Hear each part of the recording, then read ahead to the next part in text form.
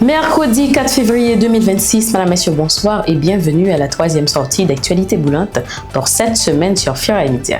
Marie-Gaëlle Gilmé pour vous informer. Plus de 350 millions de gouttes auraient été déboursés par le ministère de la Défense pour des services de renseignement jugés non opérationnels. Selon le directeur général Jean-Ronel Sistani, qui s'est exprimé le 3 février 2026, ces fonds auraient été détournés par le ministre Jean-Michel Moïse. Cette révélation soulève de nouvelles questions sur la gestion des ressources au sein du ministère et pourrait alimenter les tensions politiques actuelles. Dans un communiqué publié le 3 février, le parti politique Les Engagés pour le Développement a exprimé son opposition à toute initiative visant à maintenir sous quelque forme que ce soit le Conseil présidentiel de transition.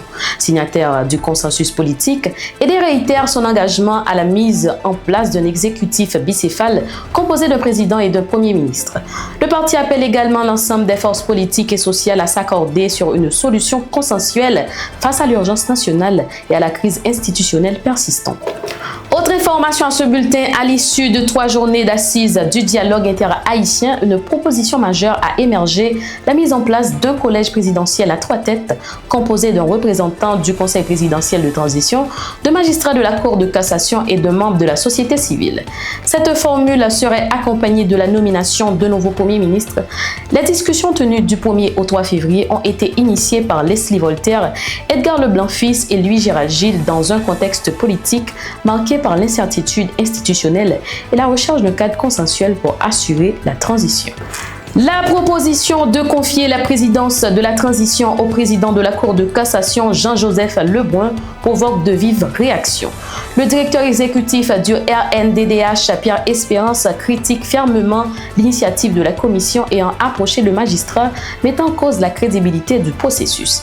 Il affirme que certains membres de cette commission entretiendraient des liens avec la coalition criminelle Vivre Ensemble et avec Guy Philippe, ancien condamné pour trafic de drogue aux États-Unis.